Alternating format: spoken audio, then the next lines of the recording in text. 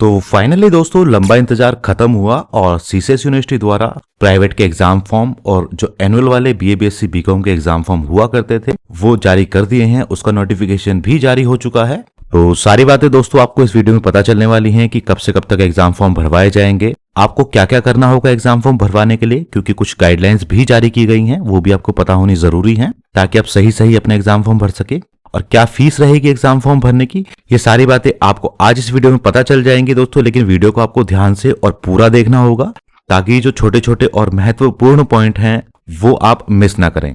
दोस्तों वीडियो थोड़ा लंबा रहने वाली है, लेकिन आपसे गुजारिश है कि वीडियो को पूरा देखिएगा ताकि आप सही से सारी चीजों को समझ सकें।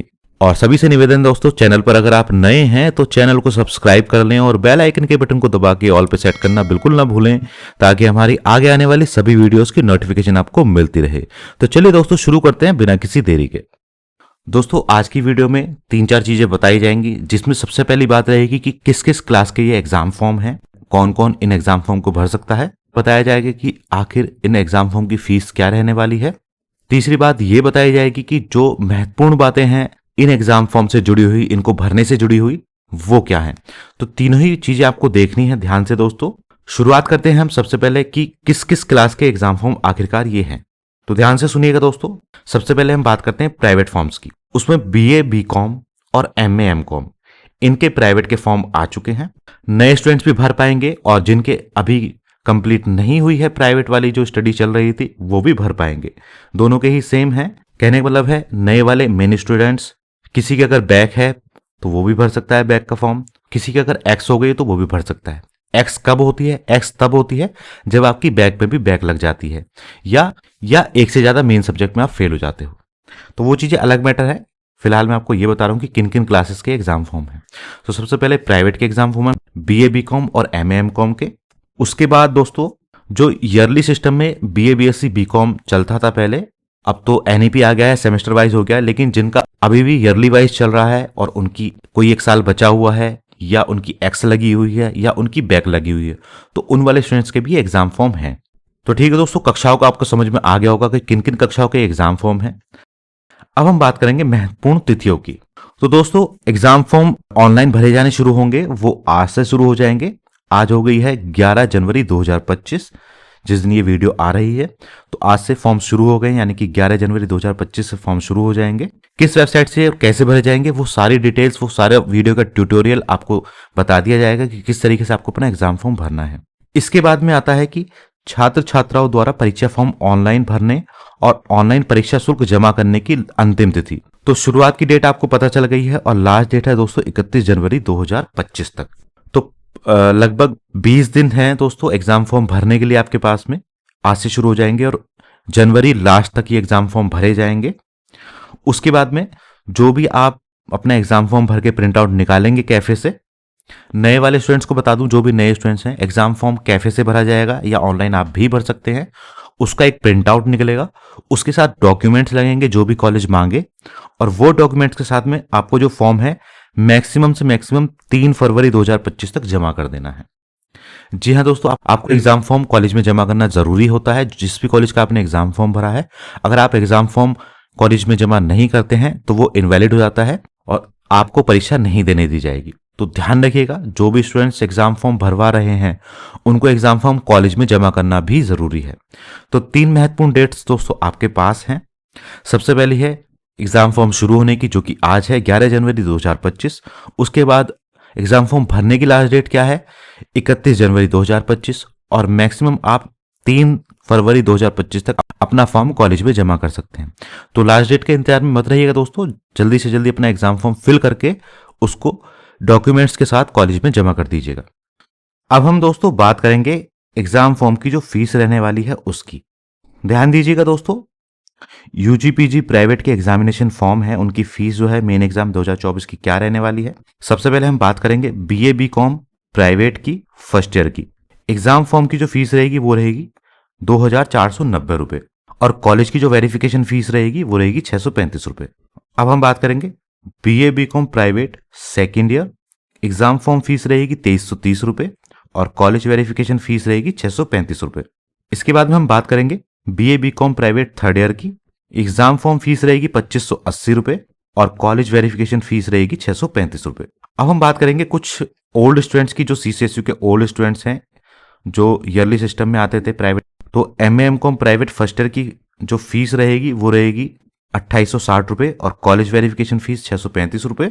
नए स्टूडेंट्स के लिए दोस्तों एमएएमकॉम प्राइवेट फर्स्ट ईयर की जो फीस रहेगी वो रहेगी 3020 रुपए, कॉलेज वेरिफिकेशन फीस 635 रुपए ही है। और एमएएमकॉम सेकेंड ईयर के लिए एग्जामिनेशन फीस रहेगी 3280 रुपए और कॉलेज वेरिफिकेशन फीस रहेगी 635 रुपए। अगर कोई स्टूडेंट प्राइवेट कॉलेज का चयन करते हैं तो एग्जाम फॉर्म फीस और कॉलेज वेरिफिकेशन फीस के जो पैसे हैं वो ऑनलाइन ही जमा होंगे।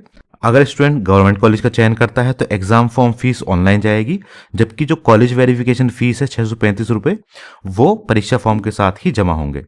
और फीस कम ज्यादा या गलत दिखने पर पेमेंट ना करें, छात्र छात्रा अपनी फीस कंफर्म करके ही पेमेंट करें। तो ये तो रही फीस की बात दोस्तों।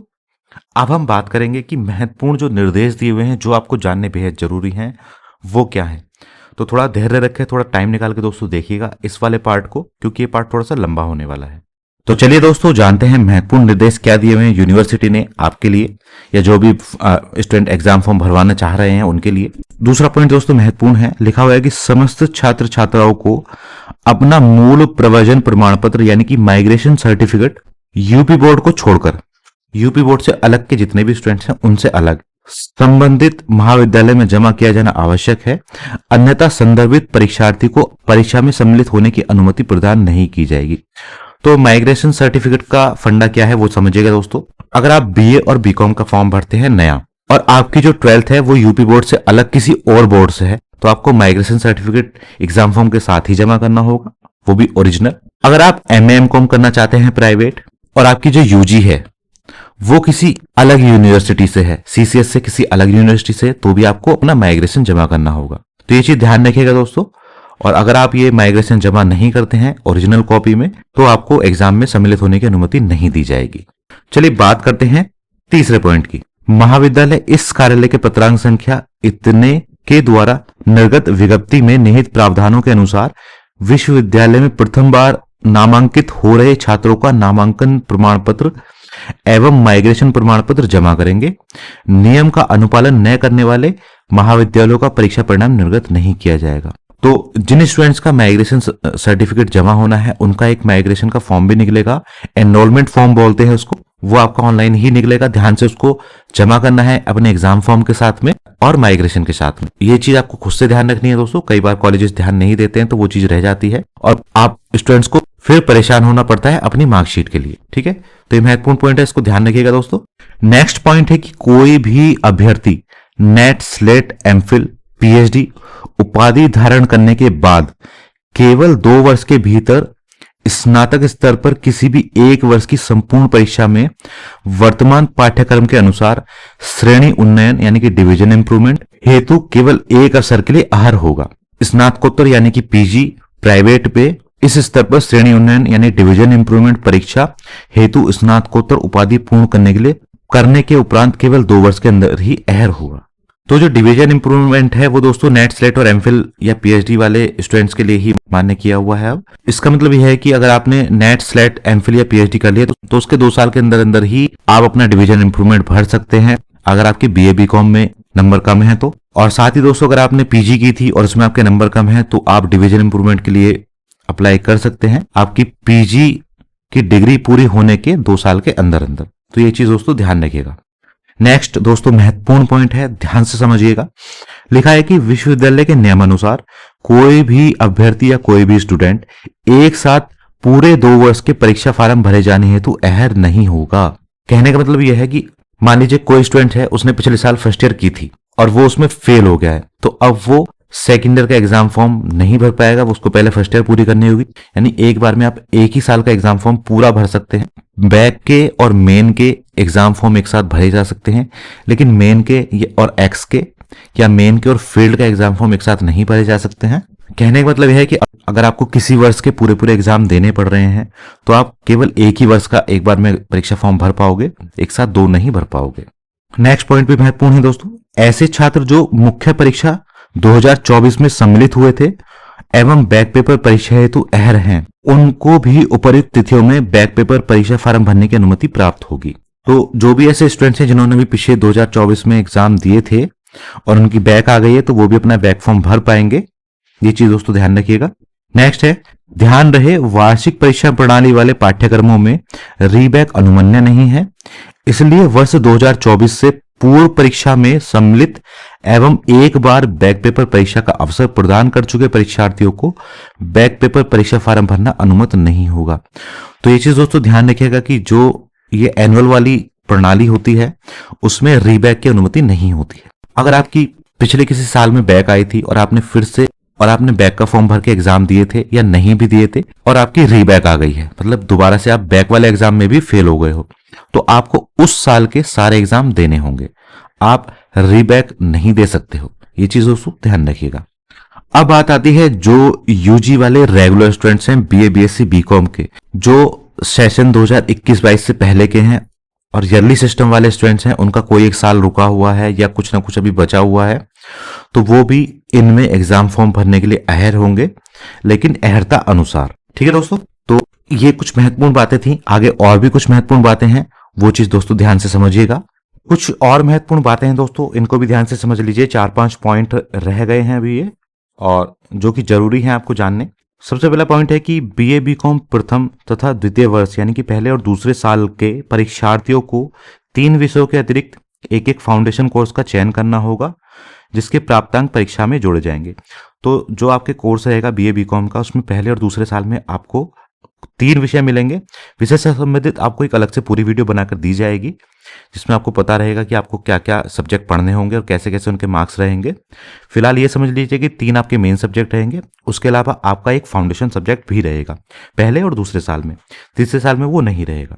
गणित विषय उसी परीक्षार्थी को लेने की अनुमति होगी जिसने इंटरमीडिएट परीक्षा गणित से उत्तीर्ण की है। तो मैथमेटिक्स केवल उसी को मिल पाएगा जिसने 12th में मैथमेटिक्स पढ़ा है। एक साथ 3 साहित्यिक विषय लेने की अनुमति नहीं है, जैसे कि हिंदी, अंग्रेजी, उर्दू, संस्कृत।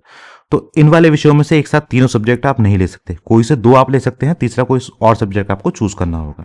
निम्न विषय युग्म यानी कि सब्जेक्ट कॉम्बिनेशन एक साथ लेने की अनुमति नहीं है। क्या क्या है वो? अर्थशास्त्र और दर्शन शास्त्र एक साथ नहीं ले सकते हो, हिंदी और उर्दू एक साथ नहीं ले सकते हो, शिक्षा तथा मनोविज्ञान या दर्शन शास्त्र आप एक साथ नहीं ले सकते। नेक्स्ट पॉइंट है कि व्यक्तिगत परीक्षार्थियों को स्नातक स्तर पर सैन्य अध्ययन यानी कि डिफेंस स्टडीज विषय तथा पुस्तकालय विज्ञान यानी कि लाइब्रेरी साइंस विषय की अनुमति नहीं होगी, यानी कि ये वाले सब्जेक्ट आप प्राइवेट के रूप में नहीं पढ़ सकते। नेक्स्ट पॉइंट है कि क्वालिफाइंग कोर्स के अंतर्गत संचालित पर्यावरण अध्ययन यानी कि एनवायरमेंटल स्टडीज कोड संख्या 008 केवल प्रथम वर्ष के छात्र छात्रों के लिए अनिवार्य है। तो फर्स्ट ईयर में एक कोड और मिलता है आपको क्वालिफाइंग के नाम पर, 008 है जो कि, परंतु ऐसे छात्र छात्राएं जो प्रथम वर्ष में उक्त विषय की परीक्षा उत्तीर्ण नहीं कर पाए, इस विषय कोड 008 की परीक्षा केवल प्रथम वर्ष की बैक पेपर परीक्षा अथवा सेकेंड ईयर या थर्ड ईयर के परीक्षा में सम्मिलित होकर उत्तीर्ण कर सकते हैं। तो जिस स्टूडेंट की केवल 008 में बैक आई हुई है, तो वो इसको सेकेंड ईयर के साथ भी दे सकता है या थर्ड ईयर के साथ भी दे सकता है, अलग से उसको एग्जाम फॉर्म भरने की जरूरत नहीं है बैक। नेक्स्ट पॉइंट है कि क्वालिफाइंग कोर्स के अंतर्गत संचालित सामान्य जागरूकता यानी कि जनरल अवेयरनेस कोड 010 केवल द्वितीय वर्ष के छात्र छात्रों के लिए अनिवार्य है। सेकेंड ईयर में भी क्वालिफाइंग कोर्स होता है, 010 का कोड होता है जनरल अवेयरनेस, और अगर उसमें किसी की बैक आ जाती है तो वो इस कोड की परीक्षा सेकेंड ईयर की बैक पेपर फॉर्म के साथ या थर्ड ईयर के बैक पेपर फॉर्म के साथ में या मेन के साथ में दे सकता है। नेक्स्ट और महत्वपूर्ण पॉइंट है कि परीक्षा समिति की बैठक दिनांक 16/12/2009 के लिए गए निर्णय अनुसार उत्तर प्रदेश में स्थित मान्यता प्राप्त बोर्ड विश्वविद्यालय से शिक्षा प्राप्त किसी भी अभ्यर्थी को निवास प्रमाण पत्र लगाने की आवश्यकता नहीं है। अब मैं बात कर रहा हूं दोस्तों, डोमिसाइल सर्टिफिकेट होता है निवास प्रमाण पत्र, उसकी आवश्यकता किसी को नहीं है। जिसने भी यूपी में स्थित किसी भी मान्यता प्राप्त बोर्ड या यूनिवर्सिटी से अपनी शिक्षा प्राप्त की है, जो भी आप लगा रहे हो पीछे एलिजिबिलिटी, परंतु उत्तर प्रदेश में रहने वाले ऐसे अभ्यर्थी जिन्होंने अपनी अहर्ता परीक्षा यानी कि अगर आप बीए बीकॉम का फॉर्म भर रहे हो तो आपकी 12th और आप एमए कॉम का फॉर्म भर रहे हो तो आपकी यूजी, तो 12th या यूजी आपकी उत्तर प्रदेश से बाहर के किसी और मान्यता प्राप्त बोर्ड या विश्वविद्यालय से है, तो आपको डीएम, एडीएम या एसडीएम द्वारा निर्गत डोमिसाइल प्रमाण पत्र और उत्तर प्रदेश के निवास स्थान का आधार कार्ड फार्म के साथ संलग्न करना होगा। और ऐसे स्टूडेंट विश्वविद्यालय की व्यक्तिगत परीक्षा में बिना विशेष शुल्क के सम्मिलित हो सकते हैं, वरना उनको 5500 रुपए विशेष शुल्क देना होगा। परीक्षा फार्म भरने की तिथि के बाद का डोमिसाइल प्रमाण पत्र या आधार कार्ड मान्य नहीं होगा। तो अगर आपके पास नहीं है तो उसको बनवा लीजिएगा। ये किनको देना है ध्यान से समझिएगा, ये उन स्टूडेंट्स को देना है अगर आपने अपनी 12th या अपनी यूजी से अलग किसी और बोर्ड से की है तो देना होगा। अगर आप नहीं देते हैं तो आपको 5500 रुपए विशेष शुल्क देना होगा। अगला और महत्वपूर्ण और लास्ट पॉइंट है कि अभ्यर्थी भलीभांति यह सुनिश्चित कर ले कि परीक्षा फार्म ऑनलाइन भरने के बाद विषय या प्रश्न पत्र या केंद्र में परिवर्तन करने की अनुमति नहीं दी जाएगी। तो जो आप एग्जाम फॉर्म में एक बार सब्जेक्ट चूज कर लेंगे उसको चेंज होने की अनुमति आपको नहीं मिलेगी, ना ही आपका कॉलेज चेंज होने की अनुमति मिलेगी। तो ध्यान से और समझबूझकर अपना एग्जाम फॉर्म भरवाइएगा। खुद से भर रहे हैं तो सारी चीज़ों को एक बार ध्यान से देख लीजिएगा, और कैफे से भरवा रहे हैं तो एक एक चीज़ अपने सामने भरवाइएगा ताकि कोई भी एंट्री आपकी गलत ना हो पाए, ठीक है। और कुछ भी आपकी अगर समस्या है तो हमारे टेलीग्राम चैनल पे आकर जुड़ें, लिंक उसका आपको डिस्क्रिप्शन में मिल जाएगा। वहां पर आकर आप हमसे बात कर सकते हैं, अपनी समस्याओं का समाधान कर सकते हैं। की वीडियो में इतना ही, उम्मीद करता हूं वीडियो आपको पसंद आई होगी। वीडियो अगर आपको पसंद आई हो तो लाइक एंड शेयर कर दीजिएगा, और चैनल पर अगर आप नए हैं तो चैनल को सब्सक्राइब कर लें और बेल आइकन के बटन को दबा के ऑल पे सेट करना बिल्कुल ना भूलें, ताकि हमारी आगे आने वाली सभी वीडियोस की नोटिफिकेशन आपको मिलती रहे। मिलते हैं दोस्तों अगली वीडियो में, तब तक के लिए जय हिंद जय भारत।